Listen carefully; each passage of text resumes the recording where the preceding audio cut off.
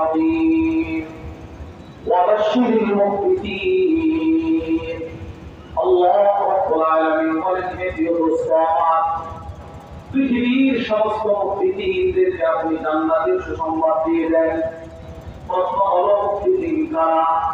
তাফসীরে কিতাবের মধ্যে এসেছে আল মুতমাইন্নিন আল-রাদিনা বিকাদাইল্লাহ, যারা জীবনের চলার পথে প্রতিটা সেক্টরে আল্লাহর ফায়সালায় সন্তুষ্টি প্রকাশ করে, এরা হলো মুখবিহীন।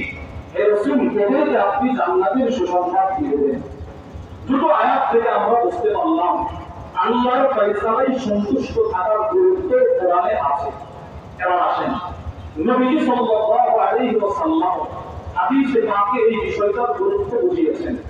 তিরমিজি শরীফের বর্ণনা وعن أنس بن مالك رضي الله تعالى عنه قال حضرت أنس بن مالك থেকে বর্ণিত তিনি বলেন قال رسول الله صلى الله عليه وسلم الله رسول বলেন إن عظم الجزاء مع عظم البلاء নবী সাল্লাল্লাহু আলাইহি ওয়াসাল্লাম বলেন আমার যে উম্মতের মুসিবত যত বেশি যত বড় তার পুরস্কার তত বড়। সুবহানাল্লাহ। যার মুসিবত যত বেশি, যার মুসিবত যত বড়, নবীজি বলেন তার পুরস্কার তত বড়। এরপরে নবীজি বলেন আমার রাদিয়া লাহু ফালাহুর রিদা, আমার যে উম্মত তার জীবনে চলার পথে আল্লাহর ফয়সালায় সন্তুষ্ট প্রকাশ করে আসলের ময়দানে তার প্রতি হবেন সন্তুষ্ট। হযরত হাসান বসরি রাহিমাহুল্লাহ একটা বক্তব্য দিয়েছেন, যে বক্তব্য বর্ণনা করেছেন আল্লামা ইমাম ইবনে কাইয়িম আল-জাওজিয়্যা রাহিমাহুল্লাহ তার কিতাবুল কিতাব মাদারিজুস সালিকিন বাইনা মানাসিল ইয়াকা না'বুদু ওয়া ইয়াকা নাস্তাঈন। ওই হাসান বসরি রাহিমাহুল্লাহর বক্তব্যটা কেমন যেন নবীজির এই হাদিসের ব্যাখ্যা। হাসান বসরি রাহিমাহুল্লাহ বলেন যে ব্যক্তি দুনিয়াতে আল্লাহর ফয়সালায় সন্তুষ্ট, আখিরাতে আল্লাহ পাক তার প্রতি হবেন সন্তুষ্ট। এর অর্থ কি?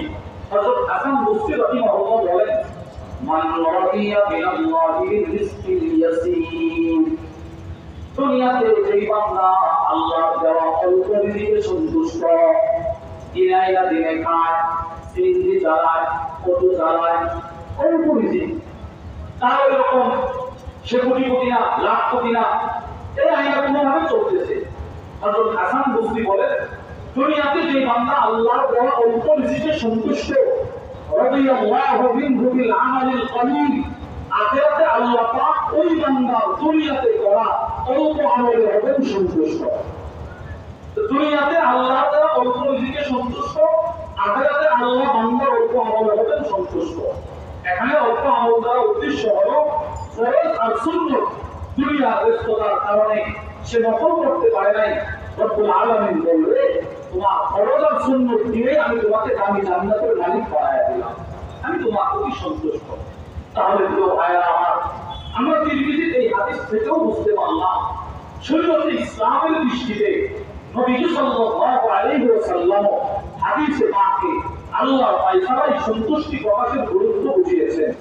হাদিস নাম্বার 2 মুসনাদুল ইমাম আহমদ ইবনে হাম্বলের বর্ণনা وعن زيد بن ثابت رضي الله تعالى عنه قال حضرت زيد بن ثابت থেকে বর্ণিত তিনি বলেন أن النبي صلى الله عليه وسلم علمه الدعاء।